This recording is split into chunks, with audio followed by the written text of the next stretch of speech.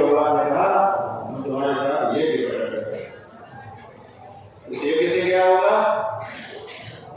उस यज्ञ से ये होगा कि देवताओं की तुष्टि होगी।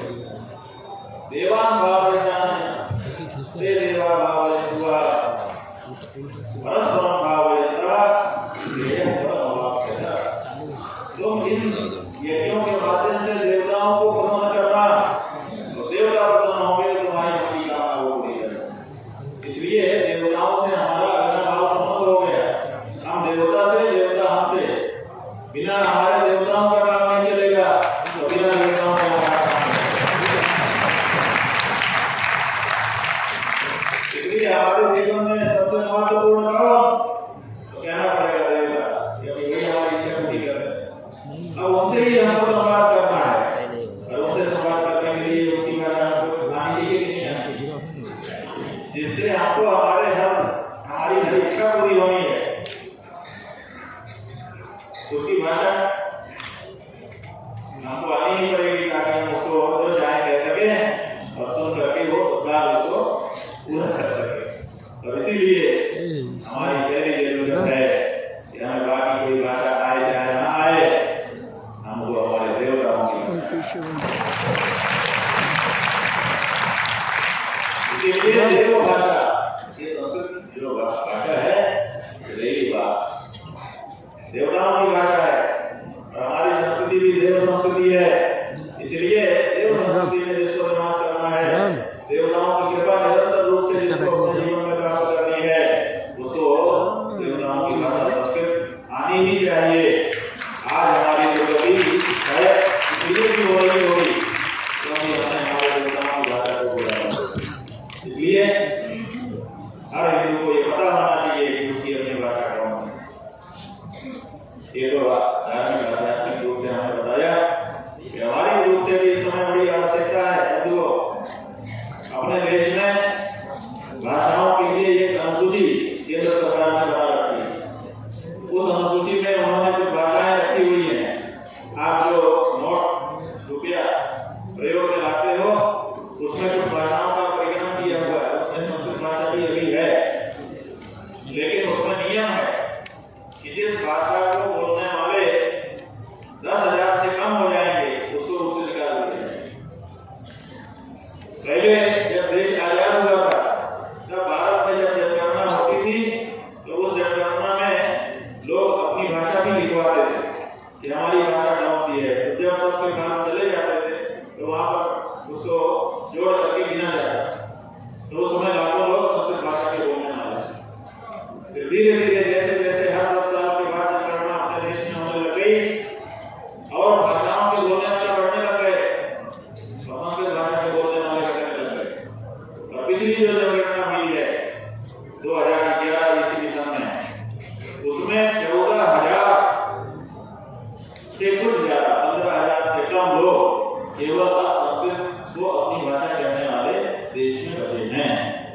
अगर 2021 में 10 साल के बाद जनगणना हो जाती है तो हो सकता है कि संस्कृत भाषा उस सूची से इसलिए आज सबसे बड़ी जरूरत हमारी क्या है? सबसे बड़ी जरूरत यह है कि जब जनगणना का मौका आए तो हम सब लोगों को अपनी भाषा बताना है कि हमारी कौन सी भाषा है। और आप कहेंगे कि हमारी भाषा तो हिंदी है, हमारी तो मैथिल है, हमारी तो कन्नड़ है, हमारी तो असमिया है, बंगाली है, लेकिन ये सब गलत। हमारी भाषा कौन सी है? हमारी भाषा है संस्कृत। क्यों? क्योंकि इसी में हमारे संस्कार हुए हैं। गर्भाधान संस्कार जिसका हुआ है संस्कृत भाषा में ही हुआ। बाकी ये भी सारे संस्कार, चाहे नामकरण हो, चाहे पूजाकरण हो, चाहे उपनयन हो, चाहे विवाह संस्कार, तो लगभग सबका अभी भी होता ही। विवाह संस्कार संस्कृत में ही आपका हुआ है।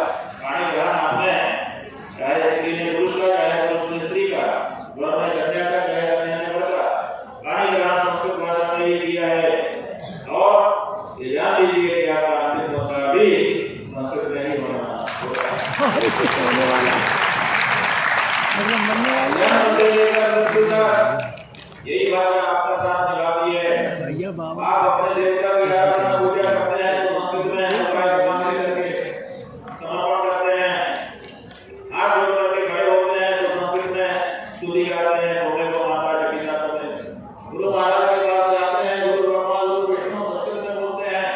गुरु महाराज जब आपको मंत्र की दीक्षा देते हैं तो भी संस्कृत नहीं देते हैं।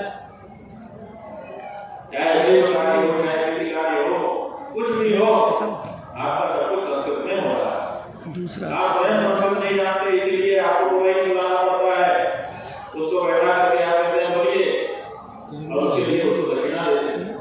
गरीब से गरीब आदमी भी अपने पूरे जीवन में लाखों रुपया इसी काम के लिए खर्च करता है, ये संस्कृत के लिए।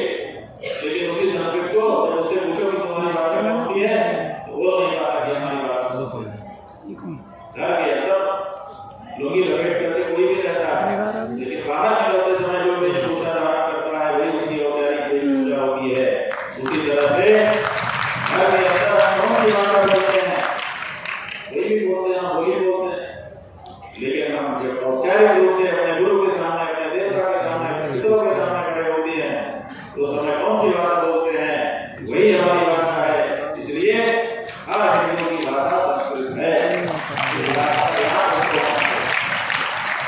और इसको आंदोलन बनाना है, क्योंकि जल्दी ही जनगणना फिर से होने वाली, किसी भी समय हो सकती है, क्योंकि 2021 में हो नहीं पाई है किसी कारण से, लेकिन बहुत ज्यादा चलेगी नहीं।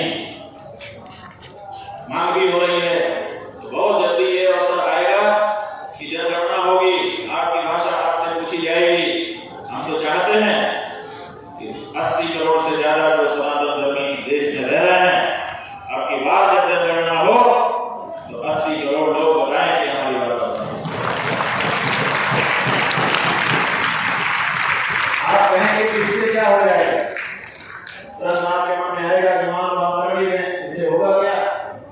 हमने बताया 10,000 से कम अगर एक भी कम हो गए, 9,999 लोग कहते हैं तो पहले सूची से ही घटा जाएगी। नोट में छपा हुआ 70 लोग के कारण नहीं मिलेगा, अभी तो मिल रहा। और दूसरे, इसके लिए भारत की सरकार कोई अनुदान नहीं दे पाई, ना तो विद्यालयों में वेतन मिलेगा अध्यापकों को, संस्कृत वाले को, और ना दूसरे कहीं पर कोई नया विद्यालय बनाया जा सके। जितने ज्यादा लोग कहेंगे कि हमारी भाषा संस्कृत है, उतना ही बड़ा अनुदान देने के लिए केंद्र की सरकार बात है। अगर 80 करोड़ लोग कह रहे हैं कि हमारी भाषा संस्कृत है, तो उसी वर्ष केंद्र की सरकार बजट लेकर के आएगी 80 करोड़ लोगों के लिए, उसको बजट संस्कृत भाषा के माध्यम से बनाना पड़ेगा। आपको नहीं करना, हमारी भाषा संस्कृत है, हमको संस्कृत करने की सुविधा हमारी सरकार ने, इतना ही बात। अगर 80 करोड़ लोग कहेंगे तो 80 करोड़ लोगों के लिए विद्यालय बनाए जाएंगे संस्कृत के अपने आप, बिना किसी मांग के। और फिर जब विद्यालय बनाए जाएंगे, यहाँ के जितने लोगों की इसमें नौकरी लगेगी, यहाँ के जितने लोगों को इसमें रोजगार मिलेगा। और सबसे बड़ी बात यह है कि हिंदू बच्चे को संस्कृत अगर आती होगी तो उसके पूर्वजों ने त्याग तपस्या करके जिन रंगों का उसके लिए चयन किया है, करोड़ों की संख्या है, पूरी जिंदगी बिना कोई सुख भोगे अनुभव करते करते अपने अनुभव का सार उन्होंने किताबों के रूप में, ग्रंथों के रूप में लिख करके आने वाली पीढ़ियों के लिए रखा हुआ है। आप उससे वंचित हैं, खजाना आपके पास है, तो खजाने से आप वंचित हैं। अगर आपको वंचित आ जाए, आपको खजाना मिल जाए, आप मालामाल हो जाए। गांधी जैसा व्यक्ति जो पूरे जीवन कार्य करता रहा, आपको पता है, जब उन्होंने अपनी जीवनी लिखी सत्य के प्रयोग, तो उसमें हमको लिखना पड़ा कि मेरे जीवन में सब कुछ मुझे मिल गया, एक ही पछतावा रह गया कि मैंने बचपन में संस्कृत क्यों नहीं सीखी। अगर मैंने संस्कृत सीखी होती तो मुझे अपने पूर्वजों का वो खजाना। महाराज जी ने बताया कि कोई समय जब यहाँ संस्कृत भाषा का जो वाला संस्कृत के सिवाय दूसरी बात नहीं, फिर धीरे धीरे ये विद्यार्थियों की भाषा बन गई। इसीलिए